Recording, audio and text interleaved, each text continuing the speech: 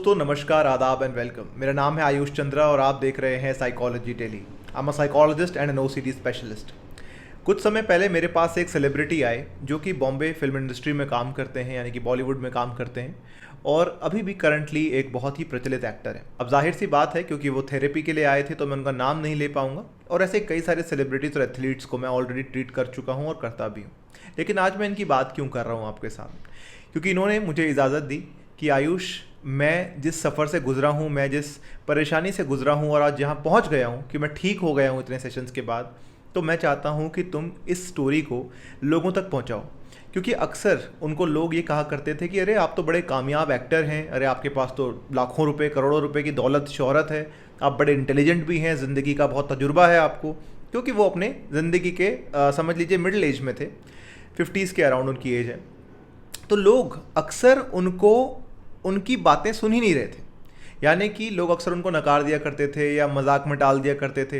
He wanted to share his problems, he wanted to share how much he was struggling with mental health concerns, he wanted to talk to people, ask for help. But the problem is कि दुनिया OCD, mental health, anxiety को इतना कम आंकती है कि उनको लगता है कि किसी की उम्र, किसी की शोहरत, किसी के तजुर्बे की वजह से वो मेंटल हेल्थ से बाहर निकल सकता है, या मेंटल हेल्थ की कंडीशन तो इनको हो ही नहीं सकती। तो लोग अक्सर सोचते हैं लॉजिक से ओसीडी से बीट कर सकते हैं या लॉजिक से हम ओसीडी को हरा सकते हैं। देखिए, मेंटल हेल्थ कंडीशन को हम डिसऑर्डर बोलते हैं, विकार बोलते हैं, मेंटल एरर बोलते हैं। ये कोई पागलपन की बीमारी या वैसा नहीं कि हर इंसान जो मेंटल हेल्थ से पीड़ित है वो रोडों पे घूमेगा। ऐसा होता है सिंपली कि अगर आपको मेंटल हेल्थ डिसऑर्डर जैसे कि एंग्जाइटी, ओसीडी, डिप्रेशन जैसी प्रॉब्लम हो गई है, तो इसको सरल शब्दों में ये कह सकते हैं कि आपका ब्रेन दो पार्ट्स में डिवाइड हो गया। आपका आधा ब्रेन आपके आधे ब्रेन से लड़ रहा है। क्यों लड़ रहा है? क्योंकि आधे ब्रेन को पता है लॉजिक क्या है, यानी कि प्री फ्रंटल कॉर्टेक्स जानता है लॉजिक क्या है। आप पढ़े लिखे हैं, आपने उम्र का तजुर्बा लिया है, तो आपको पता तो है कि दिक्कत क्या हो रही है, ये सही नहीं कर रहा हूँ मैं, या इसको करने से मेरा नुकसान बहुत है। लेकिन दूसरा ब्रेन जो है वो माने नहीं, वो एक छोटे से बच्चे की तरह, इसलिए मैं चिंटू बुलाता हूँ उस ब्रेन को, ओसीडी ब्रेन को या एंग्जाइटी ब्रेन को चिंटू। छोटा बच्चा, जिद्दी बच्चा जो मानता ही नहीं, कहता नहीं मैं नहीं मानूंगा, मैं 1% रिस्क भी नहीं लूंगा, मैं कैसे मान लूँ, मैं कैसे ना इस बात को सोचूं, मैं कैसे ना कंपल्शन करूं। तो आज मैं आपको उस छोटे बच्चे को कैसे ये यकीन दिलाया जाए कि ये प्रॉब्लम फेक है, यानी कि ओसीडी के थॉट्स जो हैं, जो फियर्स हैं वो फेक हैं, और कंपल्शंस को रोका कैसे जाए, इस बारे में मैं आपको 6 स्टेप्स बताता हूं। और इन्हीं 6 स्टेप्स की मदद से मैंने इन एक्टर को भी ट्रीट कर दिया है पिछले 4 हफ्तों के अंदर। अब ओसीडी नाम की जो प्रॉब्लम है, ऑब्सेसिव कंपल्सिव डिसऑर्डर, इसको हम डाउटिंग डिसऑर्डर के नाम से भी जानते हैं। यानी कि इस प्रॉब्लम के सेंटर पॉइंट पे होते हैं डाउट्स। एक इंसान को बार बार डाउट्स आते हैं, ये डाउट्स आपको कंफ्यूज कर देते हैं, यस या नो, हाँ या ना, करना या नहीं करना है, गंदे हाथ हुए या नहीं हुए, दरवाज़ा चेक हुआ या नहीं हुआ, कहीं खुला तो नहीं रह गया, हाँ या ना, गीज़र का स्विच, ये वो, क्या तुम्हारे माइंड ने गंदा सोचा, गलत थॉट आया तुम्हारे दिमाग में, उसको हटाना है, हटाओगे या नहीं हटाओगे, सॉरी बोलोगे ईश्वर को या नहीं बोलोगे, थॉट को रिप्लेस करना है या नहीं करना, करोगे तो ओसीडी में चले जाओगे, नहीं करोगे तो तुम बुरे आदमी बन जाओगे। तो इस तरीके के डुअलिटी में, डाउट्स में आपको ओसीडी फंसा देता है। और इसी डाउट को सॉल्व करने के लिए, क्योंकि ये डाउट जब होता है तो अब बहुत एंग्जाइटी, बेचैनी, घबराहट प्रोड्यूस करता है, इंसान का दिमाग बिल्कुल फ्रीज सा हो जाता है। तो ओसीडी नाम का जो चिंटू है वो बोलता है कि अच्छा ठीक है, तुम्हें इससे निकलना है ना डाउट से, let me give you a quick solution, compulsion कर लो। सो छोड़ो सारी बात, डाउट को वर्स्ट केस सिनेरियो मान लो और कंपल्शन कर लो, भाई बच जाओगे। ठीक है, क्यों रिस्क ले रहे हो 1%, जिसको मैं 1% एरर भी कहता हूँ, अक्सर अपनी वीडियोज़ में आप लोगों को बताता हूँ, राइट। अब ये जो थेरेपी मैं आपको समझाने जा रहा हूँ, जो स्टेप्स मैं आपको बताने जा रहा हूँ, इसमें हम क्या करते हैं, हम एक्सपोजर या ईआरपी थेरेपी के जगह पर अपने डाउट्स को ही, हम किस तरीके से डाउट्स को लेते हैं या डाउट्स को देखते हैं, डाउट्स के साथ इंटरेक्ट करते हैं, उसी जगह पर हम वर्क कर लेते हैं कि हमारे को एक्सपोजर का वो ही ना आए, टाइम ही ना आए। एक्सपोजर तो एक अलग बात हो गई, इस थेरेपी में हम एक्सपोजर तक जाते ही नहीं है, हम पहले ही डाउट्स को ही डिसाइड कर लेते हैं कि डाउट जब आया तो ये डाउट रियल है या फेक है, और हम उसी के अकॉर्डिंग अपना नेक्स्ट एक्शन लेते हैं। तो ये है जो हम थेरेपी आज सीखने जा रहे हैं। अब स्टेप नंबर 1 क्या है, let's understand that. So step number 1 है इस चिंटू की ट्रिक्स को पहचानना, यानी कि understanding how OCD tricks you. देखो, ओसीडी आपको ट्रिक करता है कुछ चीज़ों को यूज़ करके। इसके पीछे एक वेल डिफाइंड फॉर्मूला है जो चिंटू यूज़ करता है, जो ओसीडी, फियर, एंग्जाइटी यूज़ करता है, और वो ये है। पहला है व्हाट इफ सिनेरियो, अगर ऐसा हो गया तो, मगर ऐसा हो गया तो, या 1% एरर की 1% चांस भी क्यों लेना। तो व्हाट इफ एरर या 1% एरर का यूज़ करता है, नंबर 1। ये ट्रिक आपको समझनी होगी। दूसरा, ये जो ओसीडी आपको कहानी सुनाता है ना, ये कहानी आपको इतनी रियल इसलिए लगती है क्योंकि ओसीडी साथ में ये भी बोलता है कि यार ये कहानी तो लोग मानते हैं, ऐसा तो होता है, ऐसा तो पढ़ा था, किसी ने कहा था, टीवी में देखा था, कोई एक्सपर्ट बैठ के बता रहा था, किसी ने यूट्यूब पे बताया था। ऐसी कई चीज़ें आपको ओसीडी रेफरेंस देता है कि ऐसा हुआ था वहाँ पे, फलाने ढिमकाने आदमी ने ये कहा था, तो तुम्हें भी मानना चाहिए। इस तरीके के वेग इवेंट्स या वन सिंगल इवेंट को उठाकर आपको डराने की कोशिश करता है ओसीडी। तो आपने पहले तो उसकी ट्रिक समझनी है। तो अपनी स्टोरी को आज लिख लीजिए कि ओसीडी आपको कैसे फंसाता है। एक तो व्हाट इफ एरर या 1% एरर से, और दूसरा ये कहानी जो सुनाता है, ये कहानी आखिर है क्या, और इस कहानी का रेफरेंस वो कहाँ से लेकर आता है, कौन से सोर्स से उठाता है ये रेफरेंस। आप इसको पहले पकड़ लीजिए। तो यहाँ से हमारा पहला स्टेप कंप्लीट हो जाएगा। फिर आता है चेंजिंग द एरर। एक ऐसा एरर उसको चेंज करना, और वो एरर क्या है? वो एरर है जंपिंग टू कंक्लूजन। जैसे मैंने आपको अभी अपने क्लाइंट की बात बताई जो एक्टर हैं, उनके केस में क्या होता था, कंटैमिनेशन ओसीडी और रिलीजियस ओसीडी दोनों था उनको। अब उसमें क्या होता था कि जैसे अगर मैंने, व्हाट इफ से शुरू होता है ना स्टोरी, अगर मैंने डोर नॉब को हाथ लगा दिया, या मैंने किसी पब्लिक स्पेस में, जैसे बस ट्रैवल करते हैं या ट्रेन ट्रैवल करते हैं या आप कहीं भी बैठते हैं किसी चेयर पे या कहीं पे भी पब्लिकली जो चीज़ें होती हैं एक्सेसिबल, अगर मैंने किसी भी पब्लिक यूज्ड आइटम को हाथ लगा दिया तो क्या होगा? जर्म्स फैल जाएंगे, गंदगी फैल जाएगी और कोई भयानक बीमारी हो सकती है मेरे घर वालों को। तो घर ही नहीं जाना, या घर जाएंगे तो 50 बार नहाना। ये चीज़ है व्हाट इफ सिनेरियो। तो जंपिंग टू कंक्लूजन का मतलब होता है ये जो एरर मैं आपको बता रहा हूँ इसको रोकना है हमें। ये एरर क्या है? स्टेप नंबर 2 में जो हम देख रहे हैं, ये एरर है कि दिमाग एक छोटी सी सिचुएशन, यानी कि एक डोर हैंडल को हाथ लगाने से लेकर एक डेडली डिजीज तक आपको ले जाता है चंद सेकंड्स के अंदर, कि अब हाथ लग गया, अब तो बीमारी फैलेगी ही, अब तो घर वाले बीमार होंगे ही, अब तो कुछ ना कुछ बुरी घटना होगी ही, और अब तो इसका जिम्मेदार मैं ही होऊंगा।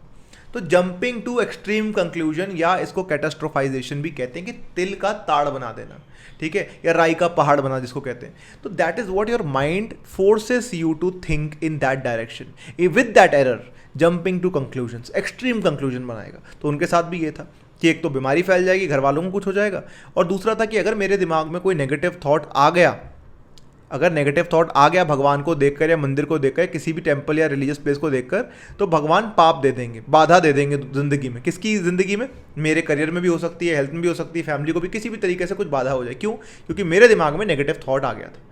तो बाधा हो जाएगी, जिंदगी खत्म हो जाएगी, सब कुछ तहस नहस हो जाएगा, बर्बाद हो जाएगा। These kind of extreme conclusion a person draws from a very small event. तो इस स्मॉल इवेंट से अनरियल सिनेरियोज में जाने का जो सफ़र है ये आपको बंद करना पड़ेगा। और ये आप ट्रैवल कैसे कर रहे हो रियलिटी से वहाँ तक? सिर्फ दिमाग में, सिर्फ इमेजिनेशन में। तो ये है आपका स्टेप नंबर 2 कि पहचानो कि क्या मैं जंपिंग टू कंक्लूजन या कैटास्ट्रोफिक थिंकिंग कर रहा हूँ, क्या राई का पहाड़ बना रहा हूँ क्या। और अगर आपको ये एरर्स के बारे में और जानना है तो मेरी एक वीडियो है सीबीटी एरर्स के बारे में, चैनल पे जाकर ज़रूर देखना। अगर आप चैनल पे नए हैं तो सब्सक्राइब भी कर सकते हैं, बिकॉज काफ़ी सारी वीडियोस इंटर रिलेटेड होती हैं। तो अगर आपको इस वीडियो में कुछ पॉइंट्स ऐसे हैं जो समझ नहीं आ रहे, वो इसलिए हो सकता है क्योंकि आपने पुराने वीडियोज़ नहीं देखे।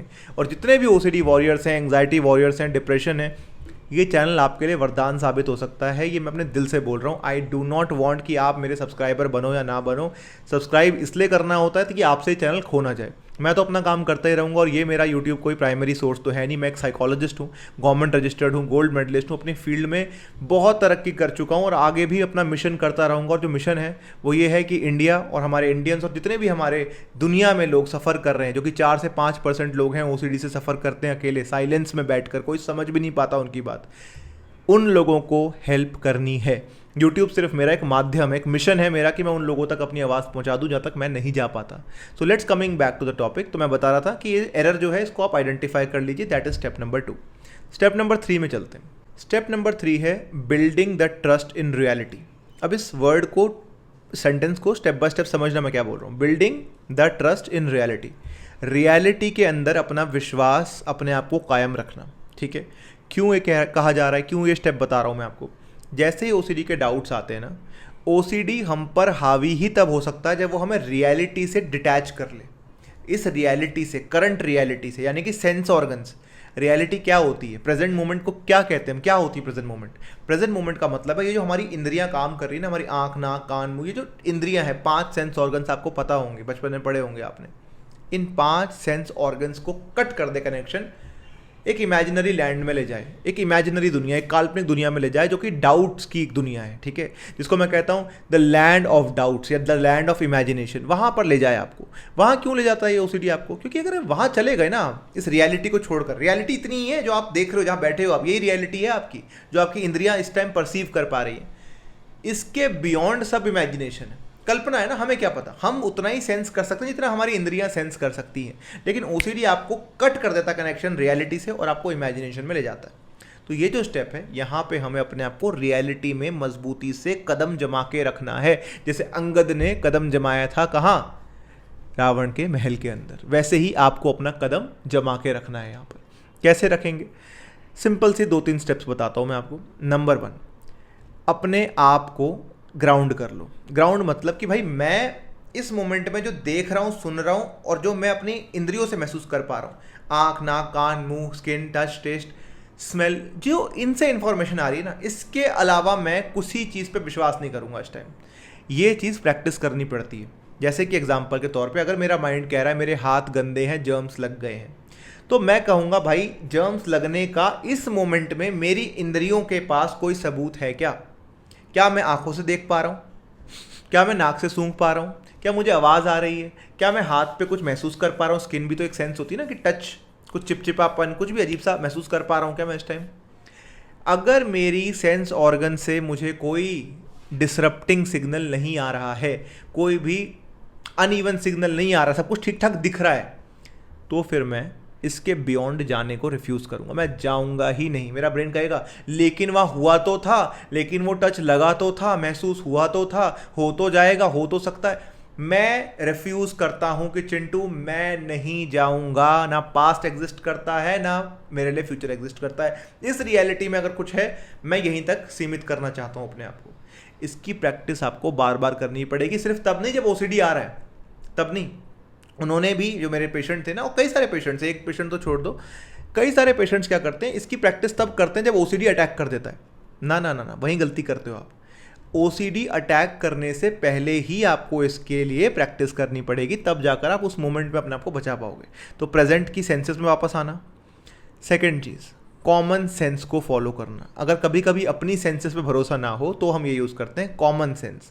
कॉमन सेंस यानी कि, कॉमन सेंस होता है कॉमन, यानी कि हमारे आसपास के लोगों की सेंसेस क्या बोल रही हैं। एक बच्चा जब पैदा होता है तो वो कॉमन सेंस के भरोसे ही इस दुनिया में सर्वाइव कर पाता है। उसकी सेंसेस तो उसको कुछ इन्फॉर्मेशन देती है, तो उसका ब्रेन प्रोसेस ही नहीं कर पाता ज़्यादातर। आप सोचो ना, एक बच्चा अपने सेंसेस ऑर्गन्स को कुछ इतना नहीं वो यूज़ कर पाता, मतलब उसकी सेंस नहीं बना पाता, तो वो किसके ऊपर डिपेंड होता है? अपनी मम्मी के ऊपर डिपेंड होता है, पापा के ऊपर डिपेंड होता है, अपने गार्जियंस के ऊपर डिपेंड होता है। समझ रहे हो?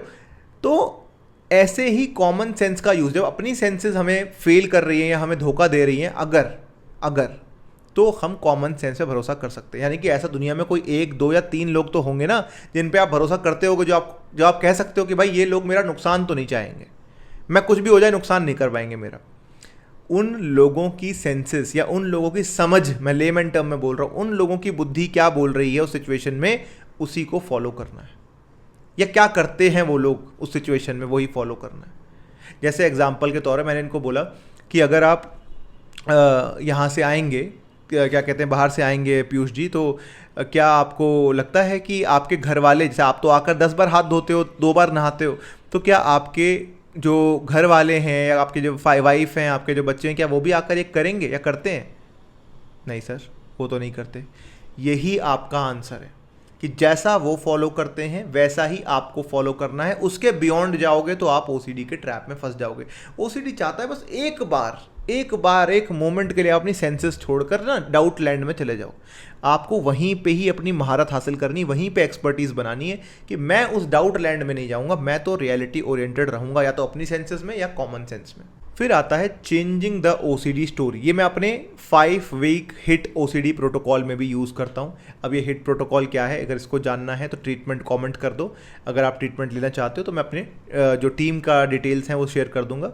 हिट ओसीडी प्रोटोकॉल मेरा एक 5 वीक प्रोटोकॉल है, जिससे हज़ार लोगों को मैं सिर्फ with in 4 to 5 weeks complete treat कर देता हूँ। क्योंकि एक रैपिड रिकवरी ही रिकवरी होती है। अगर उससे ऊपर चल रहा है तो वो रिकवरी नहीं है, टाइम पास हो रहा है आपके साथ। जो भी आपके साथ वर्क कर रहा है सो कॉल्ड, वो टाइम पास कर रहा है। 4 to 5 weeks is the maximum thing, उसमें इंसान ट्रीट हो ही जाता है। अब कितनी भी सीवियर ओसीडी हो, 5 week is enough. Now coming back to why I even mentioned it, बात यह है जो मैं आपको बता रहा था कि अपने ओसीडी के अंदर आपको समझना पड़ेगा कि जो स्टोरी आपका चिंटू सुनाता है आपको, उस स्टोरी को चेंज करना पड़ेगा। और ये बहुत इंपॉर्टेंट पार्ट है, चेंजिंग द स्टोरी। आपका ओसीडी एक स्टोरी के ऊपर बेस करके आपको पूरी चीज़ सुनाता है कि याद है वहाँ उसने ऐसा कहा था, याद है मम्मी ऐसा करती थी, याद है पड़ोस वाले अंकल ने कहा था, याद है वो टीवी में पंडित जी ने कहा था। ऐसे कहीं कहीं से वेग रेफरेंसेस लेकर आता है। आपको नई स्टोरीज़ बनानी पड़ेंगी, और ये स्टोरीज़ भी बनेंगी अब दोबारा रियलिटी में दो चीज़ों से। या तो आप जाकर किसी एक्सपर्ट से ओपिनियन लीजिए, एक्सपर्ट से, किसी रैंडम पर्सन से नहीं। अगर मुझे कपड़े सिलवाने हैं तो एक्सपर्ट कौन होगा? टेलर होगा ना। जो हमारे जो टेलर हैं, दर्जी हैं, वो एक्सपर्ट हैं। मैं अगर कपड़े सिलवाना चाहता हूं तो मैं जाकर किसी फर्नीचर की दुकान पे तो जाऊंगा नहीं उसकी सलाह लेने के लिए। या तो एक्सपर्ट से सलाह लेनी पड़ेगी आपको, डायरेक्ट यूट्यूब वाले एक्सपर्ट नहीं कि भाई किसी ने बोला था यूट्यूब पर, वो नहीं, ठीक है। आप मिलिए। तभी मैं कहता हूँ कि यूट्यूब देखने से हिम्मत मिलती है, लेकिन कंसल्टेशन की जो बात है ना, वो that can not, YouTube can not replace that ever, ठीक है। नहीं तो डॉक्टर्स क्या कर रहे हैं फिर, बंद हो जाए, यूट्यूब पे बताएं सारी चीज़ें। ऐसा है, यूट्यूब आपको मोटिवेट, आपको इंस्पायर, आपको एजुकेट करने के लिए है, ठीक है, कि आप समझ पाओ क्या हो क्या रहा है।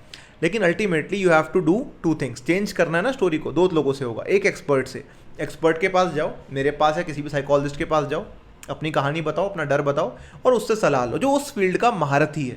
नंबर 2, पर्सनल एक्सपीरियंस, वो भी रिपीटेटिव पर्सनल एक्सपीरियंस। आप बोलो भाई मेरे को जो आज तक सुनी सुनाई बातें हैं ना वो एक तरफ, मैं खुद जांचूंगा। ये स्टेप थोड़ा मुश्किल तो है, लेकिन ये स्टेप एक बहुत अच्छा स्टेप भी होता है। पर्सनल एक्सपीरियंस, अगर मुझे मेरा ओसीडी कहता है कि अगर मैंने बिना हाथ 2 बार धोए, 3 बार धोए, 4 बार धोए खाना खा लिया तो मैं बीमार हो जाऊंगा, तो भाई मैं खा के देखूंगा। मेडिकल साइंस इतनी आगे तो बढ़ी गई ना कि आपको बचा लिया जाएगा, कोई जहर तो खा नहीं रहे हो आप खा के देख लो। ओसीडी से निकलना मेन है ना हमारे लिए, तो आप एक बार खा के देख लो, एक्सपीरियंस कर लो personal, and you will realize that. तो पर्सनल एक्सपीरियंस, वो भी रिपीटेटिव, एक बार में नहीं मानता ब्रेन, कम से कम 21 डेज तक पर्सनल एक्सपीरियंसेस चाहिए होते हैं ऑन एन एवरेज, ठीक है। तो ये चीज़ एक देखनी है। नंबर 2 जो मैंने कहा, एक्सपर्ट ओपिनियन। अगर आप ये कर लेते हैं तो नई स्टोरीज बनना शुरू हो जाएंगी। कुछ और भी टिप्स हैं जो कि मैं एडवांस कोर्सेज में बताता हूँ, जैसे कि दूसरों की स्टोरी को कॉपी करना, लिखना पहले तो, कि अच्छा ये मेरा जो फियर है, इस फियर के ऊपर मेरा भाई क्या सोचता है, मेरी बहन क्या सोचती है, मेरा दोस्त क्या सोचता है, मेरे अपने जो मैं सामने डायरेक्ट देख सकता हूँ वो लोग क्या सोचते हैं इसी चीज़ के बारे में, या वो क्या करते हैं, उनका एक्शन क्या है, वो कंपल्शन तो नहीं कर रहे हैं तो वो क्या कर रहे हैं, और वो जो कर रहे हैं क्या उससे कोई नुकसान हो रहा है। क्योंकि अगर आप पे कोई रूल एप्लीकेबल होगा और होता तो सब पे होता, because you are a human beings की एक यही सबसे बड़ी खासियत है कि हम पे कोई इंडिविजुअल रूल अप्लाई नहीं होता, यूनिवर्सल रूल होते हैं। अगर मेरा हाथ जलेगा आग से तो सबका जलना चाहिए, सिर्फ मेरा जल रहा है ऐसा नहीं होता। तो ये आपको अपनी स्टोरीज को चेंज करना होता है। ये ऑलमोस्ट 2nd या 3rd वीक के टुवर्ड्स हम करा देते हैं। अब इस थेरेपी मॉडल में आपको फियर को एक्सपोज करने की जरूरत नहीं होती, ठीक है। कई लोग मुझसे पूछते हैं कि सर ईआरपी के अलावा कोई चारा नहीं है भाई, ईआरपी के अलावा चारा ये है, अपने थॉट प्रोसेस को ही चेंज कर दो। फेस करने की जरूरत ही नहीं है फियर को, अपने थॉट को ही, पहले थॉट आता है ना, थॉट से एंग्जाइटी, एंग्जाइटी से फियर, 3 स्टेप हैं। आप थॉट के लेवल पे ही बंद कर दो ना, थॉट ही चेंज कर दो, थॉट को ही नई दिशा दे दो। जो मैंने बताया, जो मैंने आपको स्टेप्स बताए पहले, थॉट को नई दिशा दे दिया आपने, ठीक है। दूसरी चीज़ आपने क्या करी, नई स्टोरीज़ को रीइंफोर्स किया। जो नई स्टोरीज़ आपने पिक करी, पहले तो आप सिर्फ देखोगे कि अच्छा अलग तरीके से भी ज़िंदगी जी जा सकती है, उसके बाद उसको टेस्ट करोगे, बार बार प्रयोग करोगे, बार बार प्रयोग करोगे, बार बार प्रयोग करोगे, तो आपके नए न्यूरॉन्स बन जाएंगे। तीसरी चीज़, आप अपने ओल्ड पैटर्न्स को ओसीडी का लेबल दे दोगे और इमेजिनरी लैंड में नहीं जाओगे। तो इसमें हम एक्सपोजर तक पहुंचने की ज़रूरत ही नहीं पड़ेगी हमें, ठीक है। एक्सपोजर तक पहुंचने की हमें ज़रूरत ही नहीं पड़ेगी। मैं एग्जांपल आपको एक और देता हूँ। मान लो किसी को कुत्तों से डर लगता है, डॉग से डर लगता है, ठीक है। ट्रेडिशनली अगर हम ईआरपी की बात करें, जो कि अच्छी थेरेपी है, लेकिन मैं आपको सिर्फ एक अल्टरनेट और साइंटिफिक तरीका बता रहा हूँ, ये वाला।